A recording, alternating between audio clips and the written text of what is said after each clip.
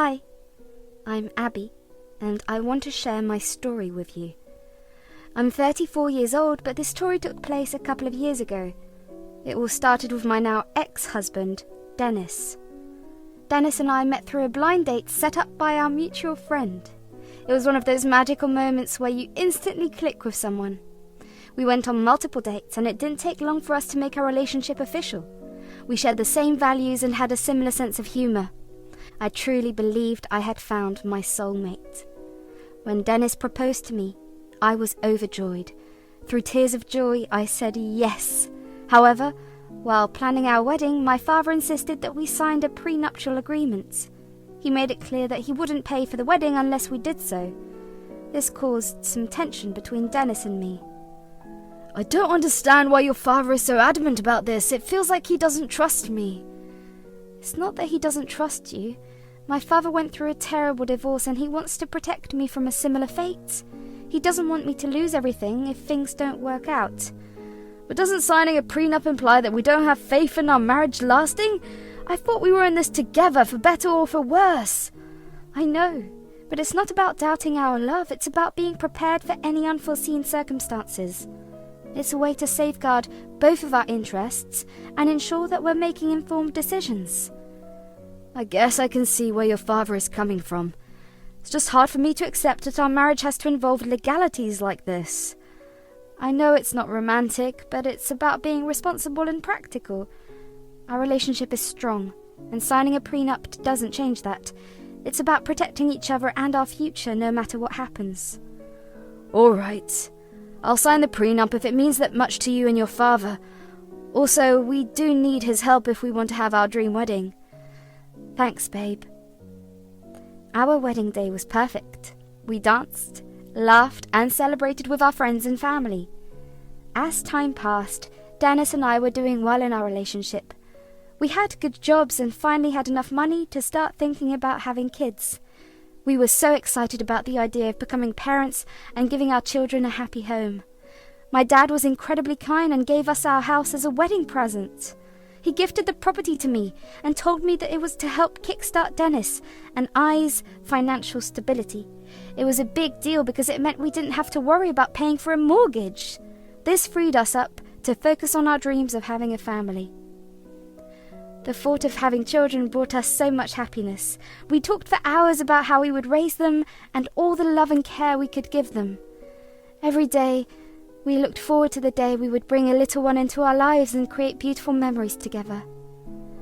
However, starting a family proved to be a difficult journey for us. As the months went by, it became harder and harder for me every time the pregnancy test showed that I wasn't expecting a baby. Each time, I felt a deep sadness because I wanted to become a mum. The dream of having a child seemed to slip away, and it made us feel so down. I turned to Dennis for support, hoping he would understand and comfort me. Babe, I feel inadequate, and it's getting to me. It's like no matter how hard we try, it never works. I feel like we won't be able to live our dreams because of me. You shouldn't be feeling that way. We have plenty of time to figure things out. There's no need to be upset about it. I need your support and understanding right now. I want us to find solutions together, not just ignore my feelings. I know it's tough, but we'll figure it out. You're overthinking. Let's not make this a big deal. Our fights became more frequent as the pressure of not being able to conceive got to both of us. Dennis became easily irritated and would snap at me for no reason. The loving and understanding connection we had seemed to disappear, and it made me feel even more alone. I tried to talk to Dennis about how this journey was affecting us emotionally. I wanted us to support each other and find ways to cope together. Hey, babe, how are you feeling about everything? Honestly, I'm just tired. We've been trying for so long and there are no results. It's frustrating. I mean, we have so many dreams and I want to see them in real life so bad. It's right there within our reach, but still, it's so far away. Yeah, I understand that. It's tough for both of us, but we're in this together, right? No, you know what? You don't understand. I know for a fact that there's nothing wrong with me. It's your body that's causing the issues. Do you even know what it's like to not get what you want because of someone else's fault? Wow! Okay, that's hurtful. I thought we were a team supporting each other through this. I mean, I'm just as frustrated as you, if not more. I wanted to talk to you about how you felt so we could comfort each other, but clearly you'd rather blame me than comfort me. Whatever, I need some space. His words hurt me deeply. It felt like he was attacking me personally and confirming all the doubts and insecurities I had. I just wanted him to see how much I was hurting and hold me, assuring me that we were in this together, but instead, I faced his dismissiveness and hurtful comments. After our big fight, things were really tense between Dennis and me. We hardly spoke, and Dennis even started sleeping in the guest bedroom. It made me feel so upset, angry, and frustrated. In the midst of all this, I decided to take control of the situation. I booked an appointment with a doctor to talk about fertility treatments. It gave me a glimmer of hope, a little spark of light in the midst of the darkness we were going through. But when I talked to my insurance company, they said I had to wait for a whole year before I could start the treatments. It was disappointing. It felt like another obstacle in our already difficult journey. Still, I held on to that tiny bit of hope. Knowing that there was a chance for me and Dennis to have a baby together gave me strength and determination. As I headed back home from the doctor's office, I couldn't help but feel a mix of excitement and nervousness.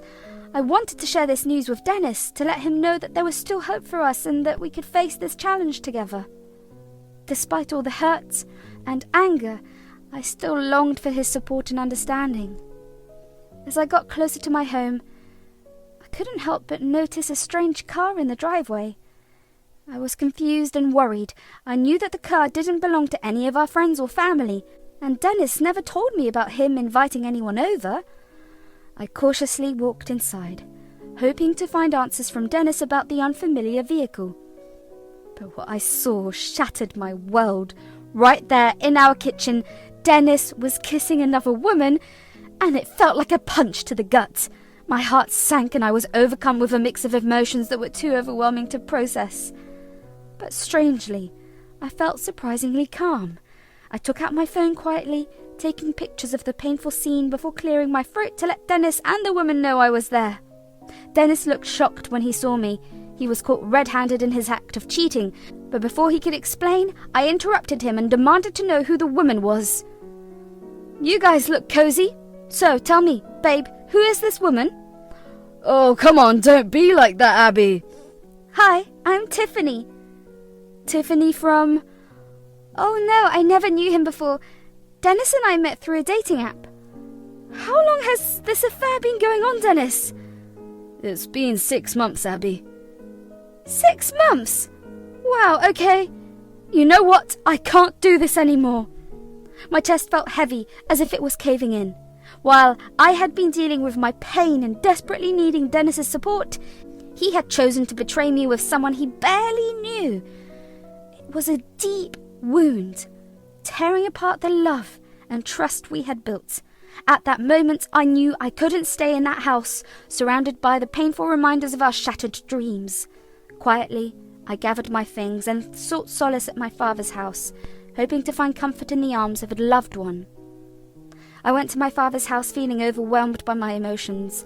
I couldn't hold back my tears and collapsed into his comforting arms. He hugged me tightly, letting me cry on his shoulder for what felt like a long time. When I finally calmed down, he gently asked me what had happened. I told him everything, about how Dennis had neglected me and cheated on me when I needed him the most. I described the painful moment of catching them kissing in our kitchen. My father was just as angry as I was. He wanted to go confront Dennis to defend me with his fists, but I stopped him, knowing that violence wouldn't solve anything. I told him it wasn't worth it, that the damage was already done. My father understood and sat beside me in silence, offering his support. In that quiet moment, my father reminded me of something that made me grateful. "Remember the prenup I made you sign? It may not have been pleasant, but it's protecting you now." "Yeah, Dad, I remember. I never thought it would come to this." "I know, my dear, but at least you won't have to start your life from scratch when you leave Dennis." It's ironic, isn't it? I felt kind of mad that you were forcing me to sign something like that. Felt like I was saying that I didn't believe in my relationship, but now I'm grateful for it. Never thought I'd ever feel that way about the prenup, but here we are. Sometimes we can't predict what the future holds, but in this case, it's providing some much-needed security for you. Who would have thought, am I right? It's a silver lining, Abby. You're strong and you'll find your way through this. The prenup may not have seemed important then, but it's proving its worth now. Thank you, Dad. The rest of the night was spent trying to find comfort and distraction. We shared ice cream, my favourite treat, and watched my favourite shows. It helped me momentarily forget the harsh reality I was facing. The next day, my father took charge and found a good divorce lawyer for me. We went to the lawyer's office together, and it felt like the final step in ending my connection with Dennis. Mixed emotions filled me as I signed the divorce papers, sadness, relief and determination all at once. When my father dropped me off at my place, he reminded me to stay strong. He assured me that he was just a phone call away if I needed help or if Dennis tried to hurt me again. I couldn't help but let out a small laugh, thanking him for his unwavering support. At that moment, I felt a glimmer of hope, knowing I had someone who would always be there for me. Walking through the front door, I was met with the sight of Tiffany still in my home. I had to remind myself to breathe, to hold back the urge to collapse into a panic attack, or lash out at them both. I still couldn't understand how she could continue to stay with Dennis after finding out he was married. Dennis emerged from our bedroom. He looked confused when he saw me. Oh, hey, Abby, what are you doing here? You mean, what am I doing in my own house? Well, I just didn't think you would be back so soon after... After I found you cheating on me? Yeah, no, I'm here to hand you divorce papers. Ah, all right. Let me go find a pen to sign it. I couldn't believe how casually he treated the end of our marriage. I wondered where the man I once loved had gone. He returned with a pen and signed the papers without so much as a glance at me. My heart ached. Did all our years together mean nothing to him? Was one small issue enough for him to fall out of love and move on so quickly? Dennis cleared his throat, which pulled me out of my thoughts. He told me he had something to tell me. I quirked an eyebrow. You need to move out. Tiffany and I found out she's pregnant with twins and we need space to live and raise our kids. Are you serious? I can't believe your audacity and to rub my infertility in my face like this.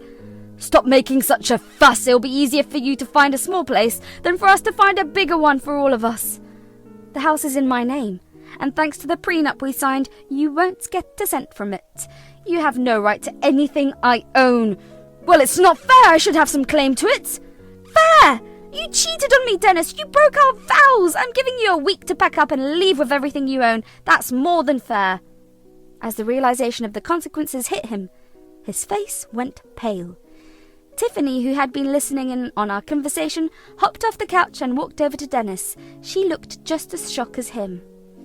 What does this mean, Dennis? Have you been lying to me? No, I haven't been lying. I promise you we'll be fine. I have enough money to get us an apartment.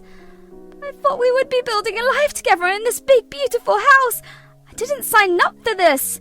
Look, it's a difficult situation, but we'll figure it out. We'll find a place for our growing family.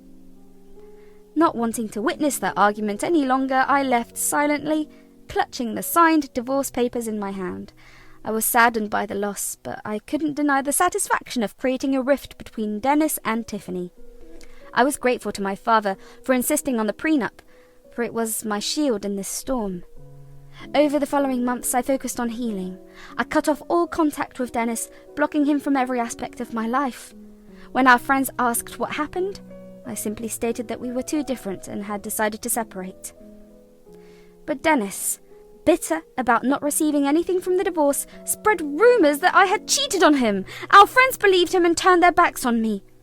I had shown kindness to Dennis despite his betrayal, but when I discovered the rumours he was spreading, I had reached my limit. I gathered all our friends in a group chat and shared the pictures I had taken of Dennis and Tiffany kissing in our kitchen months before our divorce. Their perspective shifted instantly. They realised the truth and apologised for their judgment. Dennis, unable to face the consequences of his actions, called me from Tiffany's phone, furious that his friends had abandoned him. What is wrong with you? Our friends have all abandoned me because of what you did. I chose not to reveal the fact that you cheated on me while I was at my worst to our friends, but you decided to spread rumours about me instead. I was simply playing your own game." "You're heartless. You're just as bad as me." "No, I'm not. I've shown more self-control and decency than you ever have. Goodbye."